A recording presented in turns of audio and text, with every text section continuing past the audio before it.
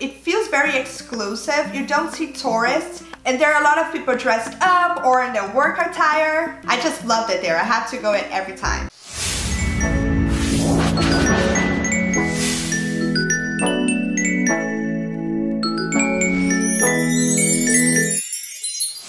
My name is Mariana and welcome to my channel. So last month I went to Italy for vacation, and of course I had to stop at one of the fashion capitals of the world, Milan. And since it's such an iconic city, I decided to put together a list of my top fashion places in Milan and 2 bonus ones in Florence. So come with me as I go through the best fashion guide to Milan. Before we get started, I just want to say that June was a very big month in fashion. I have amazing videos planned out for the next weeks. So if you want to know more about what's going on, please subscribe so you don't miss out on any new videos. So the first place you have to go to is the Galleria Vittorio Emanuele II, named after the last king of Italy. That does seem like a very long name, but it's basically the gallery in front of the Duomo, which is the Cathedral of Milan, and the gallery is in between the Piazza del Duomo and the Piazza della Scala, which is the block in front of the Opera House, Teatro Scala. Even though it's a very touristy place, it is still an iconic fashion spot because it's made up of mainly haute couture stores and a few historic bookstores. The roof is an arched iron and glass structure from the architecture of the 19th century. It's 4 stories high, and they have restaurants with rooftops and offices on the top floors. So one fun fact that I thought was really interesting, and unfortunately I only found out about it like afterwards. So in the center of the ground, there are 4 mosaics portraying the coat of arms of the 4 capitals of the Kingdom of Italy: Rome, Florence, Turin, and Milan. The coat of arms of Turin has a bull on it, and it's tradition. And if you spin around on your heels on the bull's testicle 3 times, it brings you good luck. There's even a hole on the place where the testicle is supposed to be because people do it so much. I wish I knew that before I went. Another fun fact that makes this place very special is that Versace and Prada collabed to restore the gallery since it's a historic landmark. It's a beautiful place and really worth visiting, but one thing I have to say is that the stores were a little intimidating. They all had their doors closed. It didn't feel very welcoming, which I understand since it's a very touristy place, but I went into the Versace store and they were really nice. They answered all my questions, and I went to the Tiffany store because it's supposed to be one of the biggest ones they have. They weren't as nice as I'm used to when you go into a Tiffany store. In my experience, when you go to very touristy places, it's kind of a hit or miss. They're either really nice or they're not,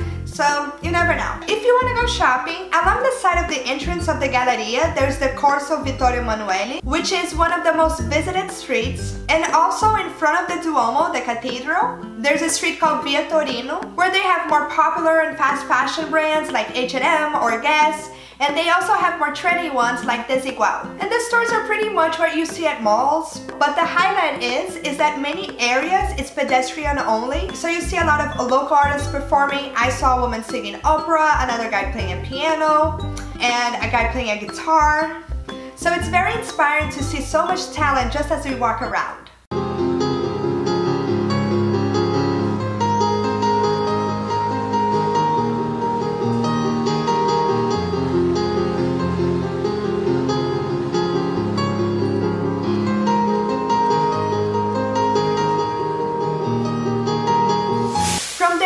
Walking to the Quadrilatero della Moda, which is the fashion square. And you can even type on Google Maps, it will give you the exact location. It is made up of 4 main streets: Via Monte Napoleon, Via Alessandro Manzoni, Via della Spiga, and Corso Venezia. And I'm sorry for my Italian, I don't speak Italian, I'm trying. It is considered to be one of the most chic and expensive streets in the world, comparable to New York's 5th Avenue. Much like the Galleria, you can find some of the fanciest and oldest fashion brands like Armani, Chanel, Prada, Versace, Louis Vuitton.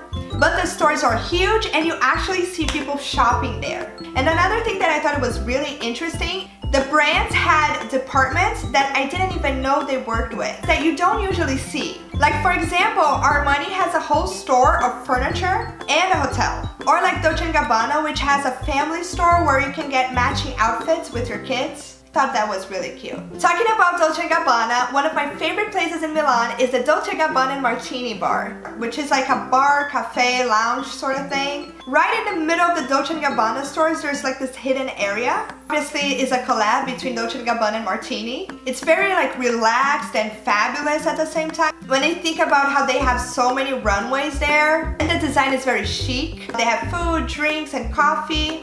I had a white chocolate that was amazing. It feels very exclusive. You don't see tourists, and there are a lot of people dressed up or in their work attire. I just loved it there. I have to go in every time. Another iconic place that you must go if you like to eat is the Marchesi, which you might have heard it before. They've had this bakery ever since the 18th century, so it's almost 200 years. They have 3 locations, but you can still go to the original one, which they have maintained the building, and it still looks the same. They have really good sweets.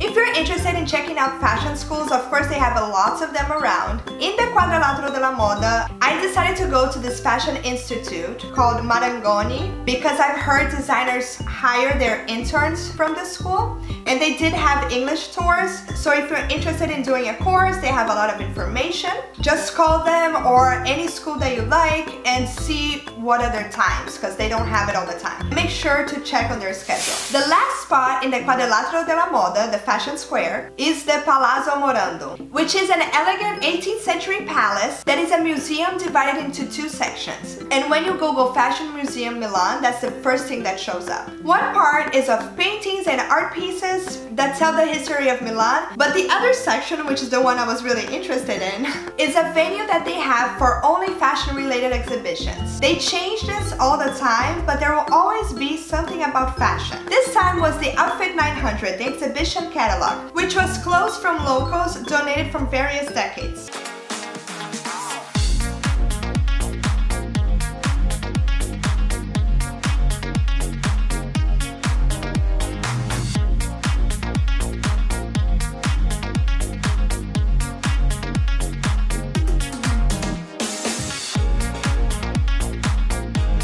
So as you can see, the fashion square is huge. It has lots to do. You can leave me there for a week and I can find something different to do every day. And our last stop in Milan is my absolutely favorite museum, which is the Armani Museum. From the Quadrilatero della Moda, you can take the subway, which I think it's faster, and go to Porta Genova, where it's like a 15-minute walk. It's in a very isolated area, so you don't see many tourists around. A really easy way is just to look on Google Maps. They have the actual name on it. So this museum obviously has all of Armani's collection, and it's updated all the time, so they had things as recent as 2017. It has 4 floors, but only 3 of them have Armani's collections, which he picks out himself. The first floor has exhibition of artists he likes. It changes all the time, but this time was Paolo Ventura, which can get a little confusing because as soon as you walk in, you're like, where's the clothes? But once you go up to the first floor, it gives you an overview of the themes that inspire and continue to inspire Giorgio Armani's creative work. It's really amazing to see how much thought and attention goes to every single collection. The way they have it set it up, it really focuses on the design, and you take a journey through Armani's mind.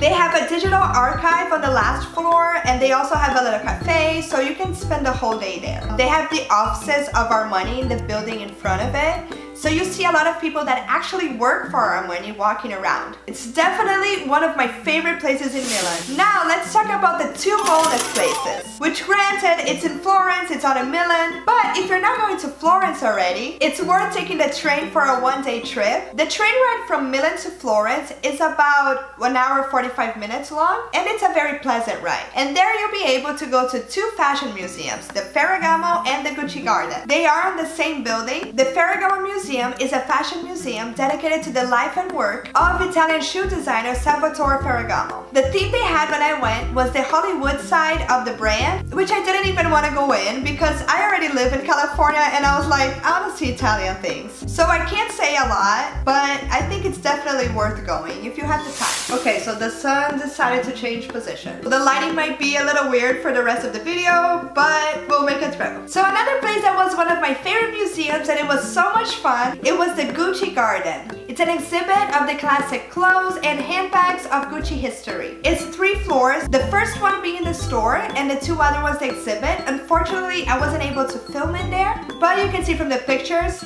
that it was a beautiful exhibit. The staff was really friendly. They had little Gucci capes on, so they looked like a little Harry Potter versions of Gucci. I bought a magazine that cost €1 and 60 cents. I don't know why they had something that cost that low there. It's the magazine Interview with Madonna from 1985. I love Madonna, so I got it, but I still think it was a prank. Why would they put something that was €1 at the store? Even like the mints and the pencils were like 50 euros. So I don't know what happened. I got the Gucci Garden official bag, so it worked out. And like I said, the staff was super friendly. Even though I was buying something that was €1, they treated me as if I was buying a $600 bag. Everything was really beautiful and everyone treated you so nicely. I had such a great time. Since I wasn't very interested in shopping, I just wanted to see more of the fashion locations. I didn't go to any outlets, but if you want to go shopping, there's a visitor center right in the middle of Milan where they have a lot of tours to outlets around the city. One thing that I didn't find, and if you know about it, please comment down below because I would really love to get some information about this, is I couldn't find a lot of factories or manufacturing places where you can actually see things being made.